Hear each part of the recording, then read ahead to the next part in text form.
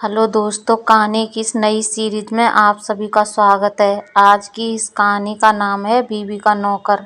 यह कहानी एक पति पत्नी की कहानी है। अगर आपको हिंदी कहानी, मॉरल स्टोरी इन हिंदी या हस्बैंड वाइफ स्टोरी पढ़ने का शौक है तो इस कहानी को पूरा ज़रूर पढ़ें।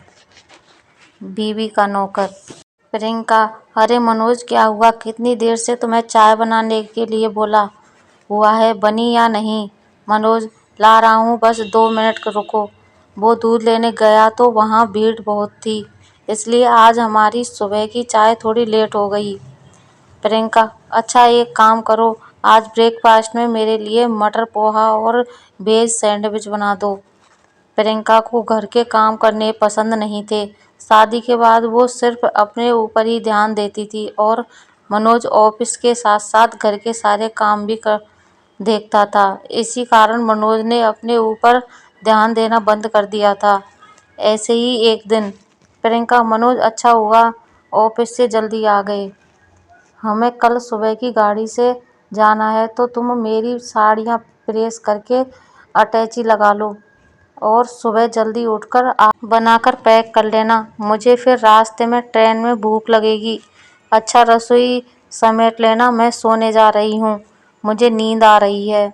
मनोज, ठीक है, तुम आराम से सो जाओ, मैं सब काम कर लूँगा। प्रियंका खर्राटे लेकर सो जाती है। मनोज बेचारा थका हारा सारे घर का काम समेट कर सोता है और अगले दिन सुबह फिर 4 बजे उठकर ट्रेन में ले जाने के लिए खाना बनाकर पैक करता है। प्रियंका अपने आप को संवारने में ही लगी रहती है। वो तो अपना एक दुपट्टा तक भी अटैची में खुद से नहीं रखती। पूरी अटैची मनोज तैयार करता है और दोनों शादी में दिल्ली पहुंचते हैं। प्रियंका मनोज को बाहर छोड़ देती है और खुद होटल के अंदर चली आती है। मनोज बेचारा अकेले ही अटैची और बैग उठाकर अंदर जाने लगता है। गार्ड, 7 स्टार होटल है, तुम अंदर नहीं जा सकते। मनोज, तुम जानते भी हो मैं कौन हूँ? गार्ड, देखने में तो अब क्या ही बोलें। जो भी है, तुम अंदर नहीं जा सकते, समझे? अंदर बड़े बड़े लोगों ने होटल के कमरे बुक किए हुए हैं। पता चले किसी का सामान इधर से उधर हो गया तो। मनोज फोन पर, प्रियंका तुम कहाँ हो? ये लोग मुझे अंदर नहीं आने दे रहे हैं। प्रियंका, अच्छा रुको, मैं अभी आती हूँ। प्रियंका गार्ड से, क्या हुआ? तो मैंने अंदर क्यों नहीं आने दे रहे हो? प्रियंका की दोस्त, सॉरी जीजू, आपको इतनी परेशानी हुई। गार्ड, सॉरी सर, हम आपको पहचान नहीं पाए। प्रियंका, मैंने तुमसे कहा था ना कि कुछ नए कपड़े खरीद लो। करा दी ना मेरी बेइज्जती सब लोगों के बीच में।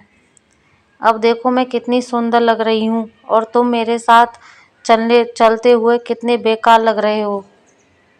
मनोज बेचारा चुपचाप प्रियंका की सारी बातें सुनता रहा।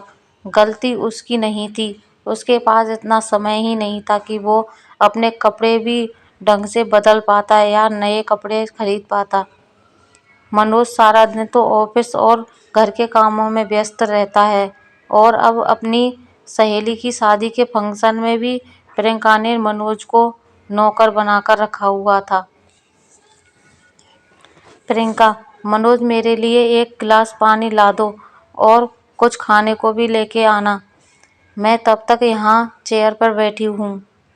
प्रियंका की दोस्त, तू तो सही है प्रियंका, तेरा सारा काम तो जीजू कर देते हैं। प्रियंका, वही तो, हस्बैंड को पहले दिन से ही अपने हाथों में रखो तो सही रहता है। तू भी इस बात को गांठ बांध ले, शादी होते ही खुद काम पर मत लग जाना, हस्बैंड से करवाना। प्रियंका की दोस्त, पागल हो रही हो क्या? मेरे हस्बैंड तेरे हस्बैंड की तरह नहीं है जो घर के काम करें। वो तो एक गिलास पानी तक उठाकर नहीं रखते। तू तो बहुत भाग्यशाली है जो तुझे मनोज जीजू जैसा हस्बैंड मिला। बेचारे चुपचाप सारा काम करते रहते हैं और चूं तक नहीं करते। शीतल की शादी के सारे फंक्शन निपट जाते हैं और शादी के बाद मनोज और प्रियंका वापस घर लौट आते हैं।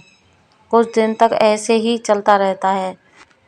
मनोज को कुछ दिनों से बुखार था, पर वो इस बारे में प्रियंका से छुपा रहा था और अचानक एक दिन वो बेहोश हो जाता है। प्रियंका उसे हॉस्पिटल लेकर जाती है।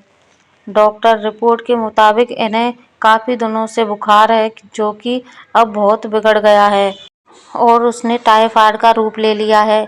क्या इन्होंने जरूरत से ज्यादा शरीर से काम लिया था?